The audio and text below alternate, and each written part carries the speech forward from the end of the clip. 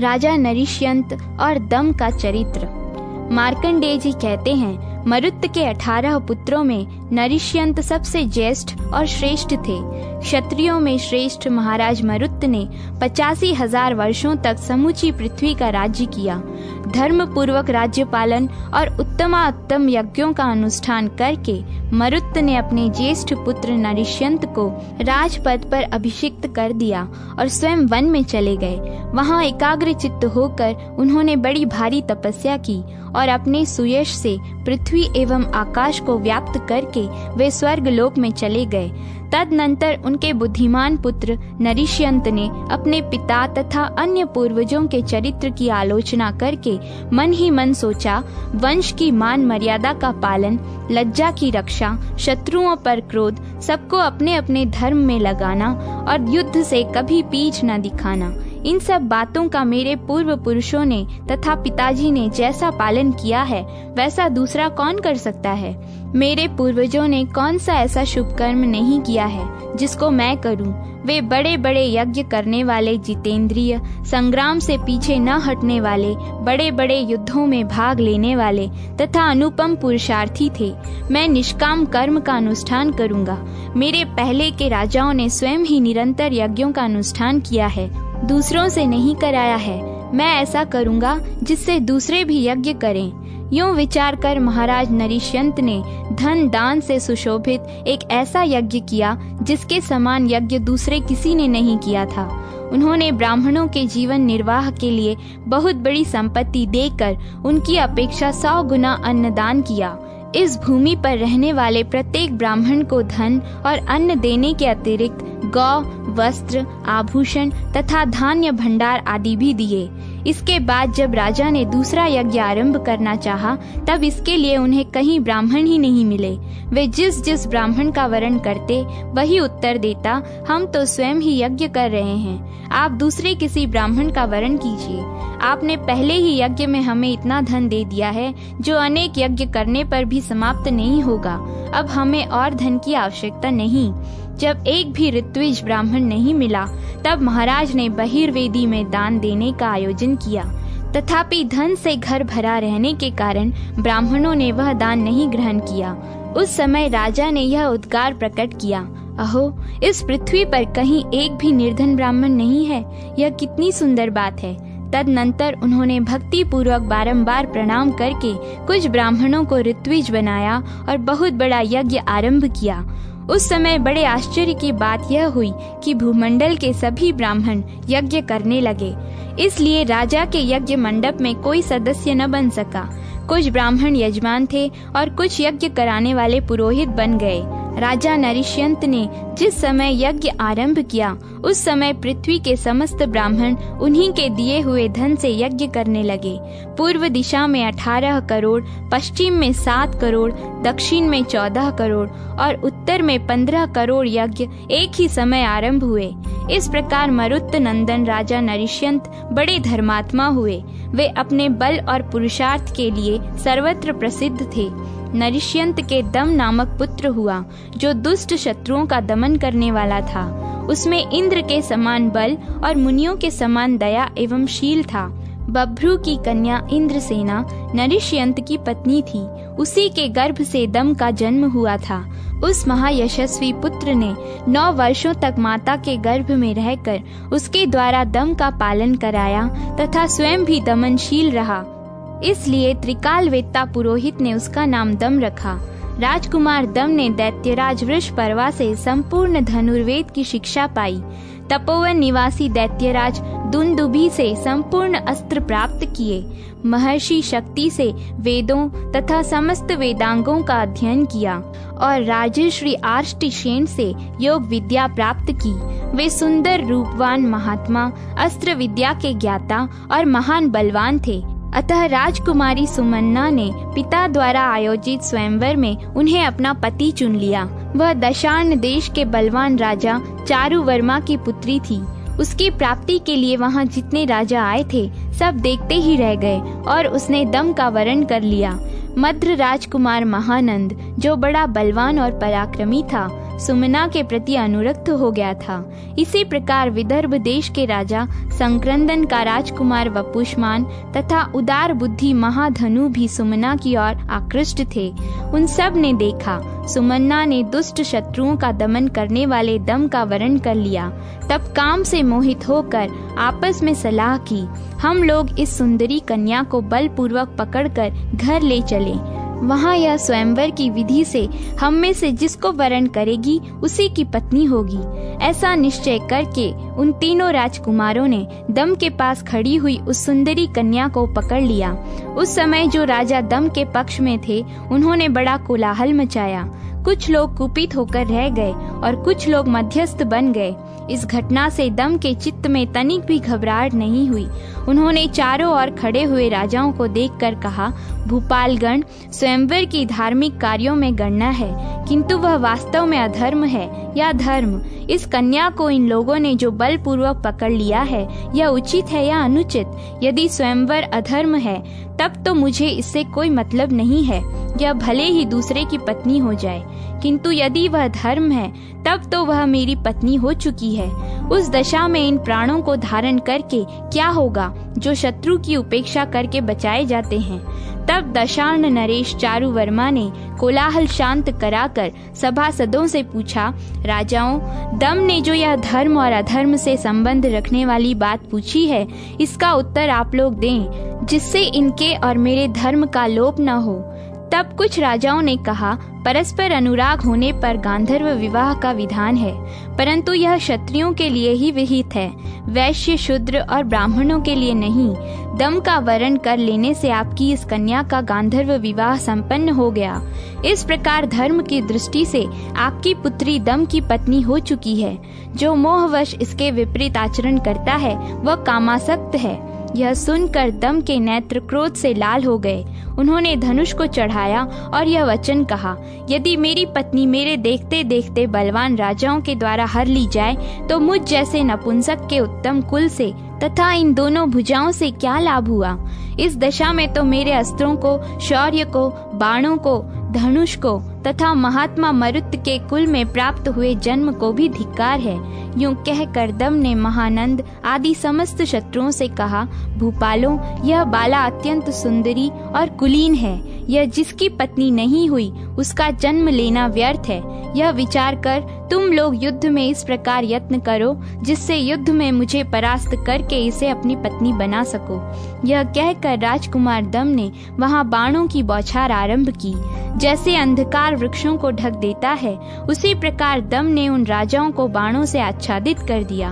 वे भी वीर थे, अतः बाण, शक्ति, रिष्टि तथा मुंदरों की वर्षा करने लगे, किंतु दम ने उनके चलाए हुए सब हथियारों को खेल खेल में ही काट डाला। तब महापराक्रमी महानंद वहां आ पहुंचा और उनके साथ युद्ध करने लगा। तब दम ने उसकी छाती में एक कालाग्नि के समान भयंकर बाण मारा। उससे उसकी छाती विदीर्ण हो गई, तो भी उसने उस बाण को खींचकर निकाल दिया और दम के ऊपर चमचमाती हुई तलवार फेंकी। उसे उल्का के समान अपनी ओर आते देख दम ने शक्ति के प्रहार से काट डाला और वेतस पत्र नामक बाण से महानंद का मस्तक धड़ से अलग कर दिया। महानंद के मारे जाने पर अधिकांश राजा पीठ दिखाकर भाग गए।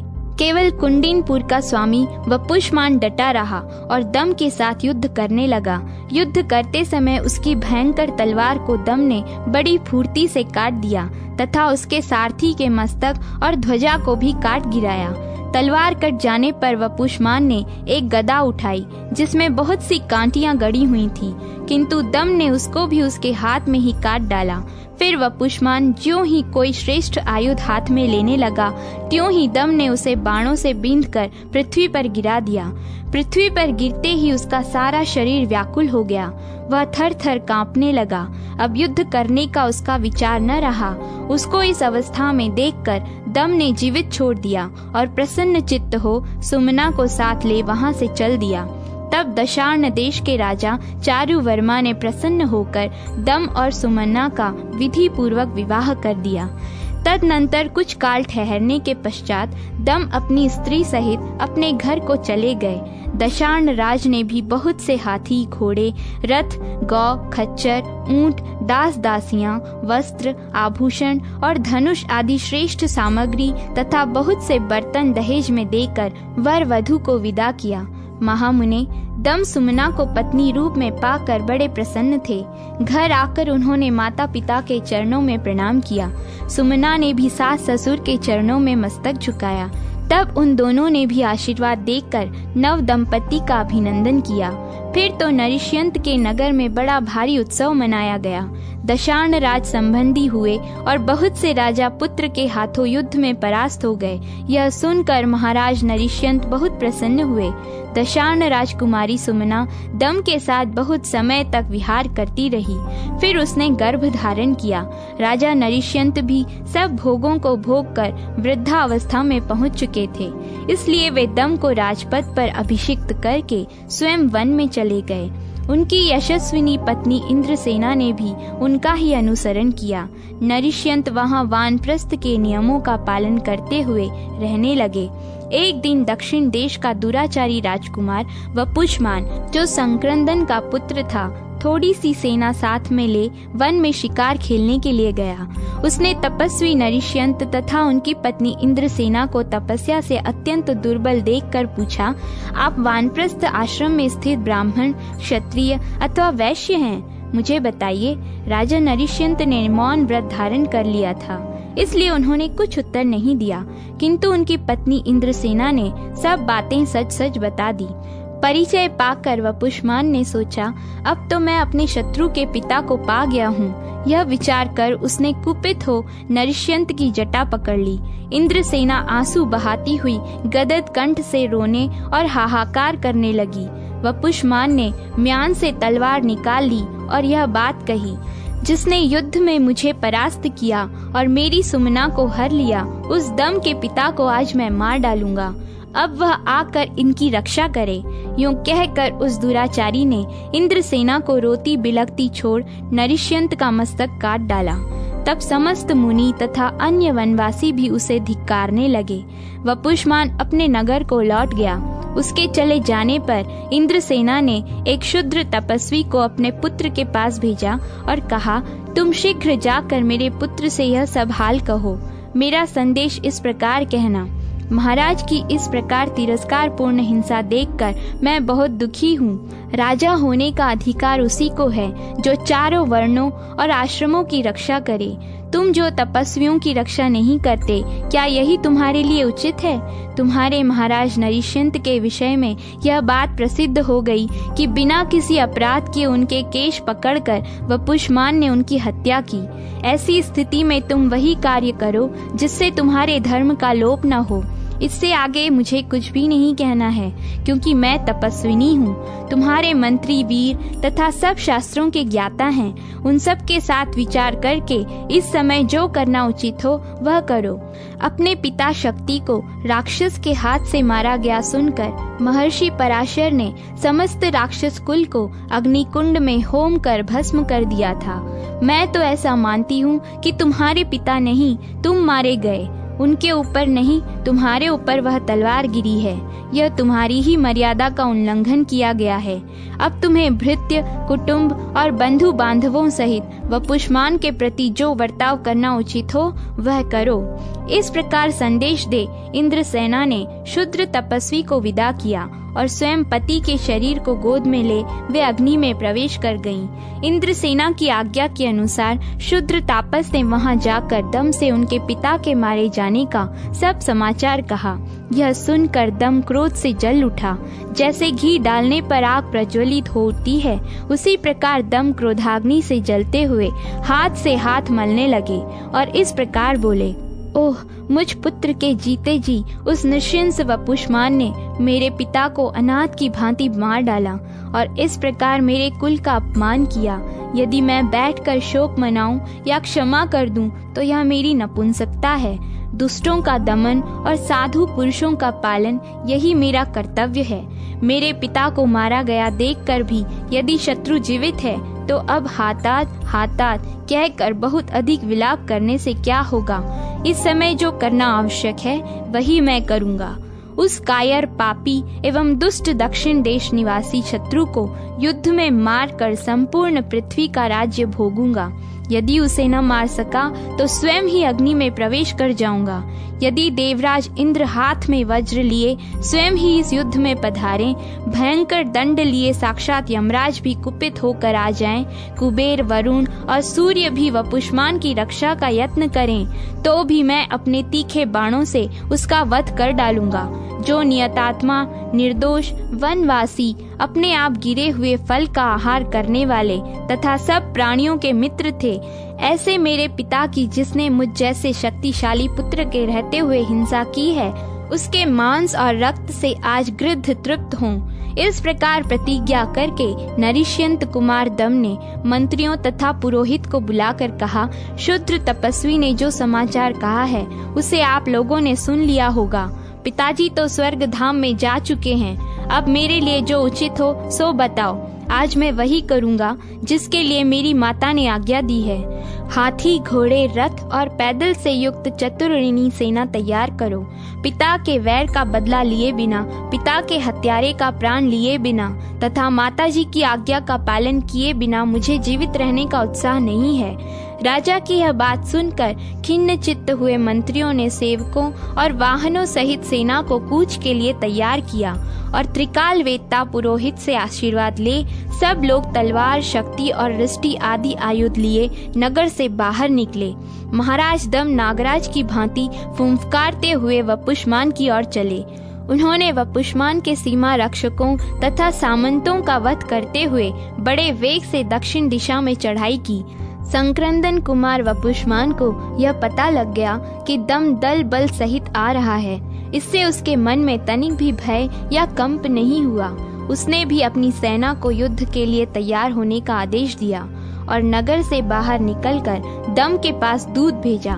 दूत ने वहां जाकर कहा, क्षत्रियाधम, तू शीघ्रता पूर्वक मेरे समीप आ। नरिष्यंत अपनी स्त्री के साथ तेरी प्रतीक्षा कर रहे हैं।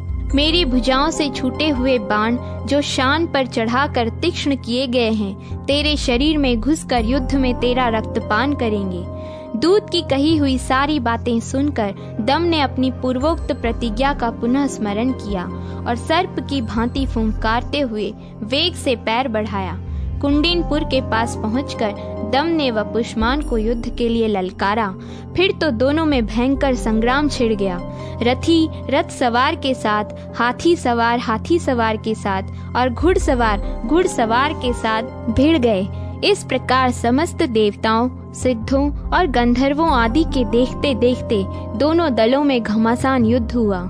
जब दम क्रोध पूर्वक युद्ध करने लगे उस समय पृथ्वी कांप उठी।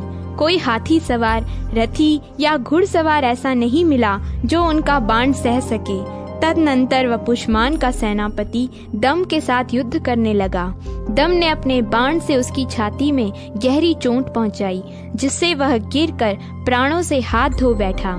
सेनाध्यक्ष के गिरते ही राजा सहित सारी सेना में भगदड़ पड़ गई।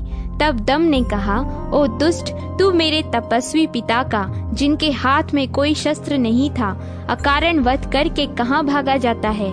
यदि क्षत्रिय है तो लौट आ। तब वपुष्मान अपने छोटे भाई के साथ लौट आया। साथ में उसके पुत्र, संबंधी तथा बंधु बांधव भी थे। वह रथ पर आरूढ़ हो दम के साथ युद्ध करने लगा। दम अपने पिता के वध से कुपित हो रहे थे। उन्होंने वपुष्मान के चलाए हुए समस्त बाणों को काट डाला और उनके अंग प्रत्यंग को बींध डाला। फिर एक एक बाण मारकर उसके 7 पुत्रों, भाइयों, संबंधियों तथा मित्रों को यमराज के घर में भेज दिया। पुत्रों और भाइयों के मारे जाने पर वपुष्मान को बड़ा क्रोध हुआ और वह सर्पों के समान विषैले बाणों से दम के साथ युद्ध करने लगा। दम ने उसके बाणों को काट डाला और उसने भी दम के बाणों के टुकड़े टुकड़े कर डाले। दोनों ही अत्यंत क्रोध में भरकर एक दूसरे को मार डालने की इच्छा से लड़ रहे थे। परस्पर के बाणों की चोट से दोनों के धनुष कट गए। फिर दोनों तलवार हाथ में लेकर पैंतरे बदलने लगे। दम ने क्षण भर अपने मरे हुए पिता का ध्यान किया, फिर दौड़कर वपुष्मान की चोटी पकड़ ली। तत्पश्चात उसे धरती पर पटक कर एक पैर से उसका गला दबा दिया और अपनी भुजा उठाकर कहा, समस्त देवता, मनुष्य, सिद्ध और नाग देखें, मैं इस नीच क्षत्रिय व पुष्मान की छाती चीरे डालता हूँ। यूं कहकर दम ने अपनी तलवार से उसकी छाती चीर डाली। इस प्रकार अपने पिता के वैर का बदला लेकर वे पुनः अपने नगर को लौट आए। सूर्यवंश के राजा ऐसे ही पराक्रमी हुए। इनके अतिरिक्त भी बहुत से शूरवीर, विद्वान, यज्ञकर्ता और धर्मज्ञ राजा हो गए हैं। वे सभी वेदांत के पारंगत पंडित थे। मैं उनकी संख्या बतलाने में असमर्थ हूँ। इन सब राजाओं का चरित्र श्रवण करके मनुष्य पाप से मुक्त हो जाता है।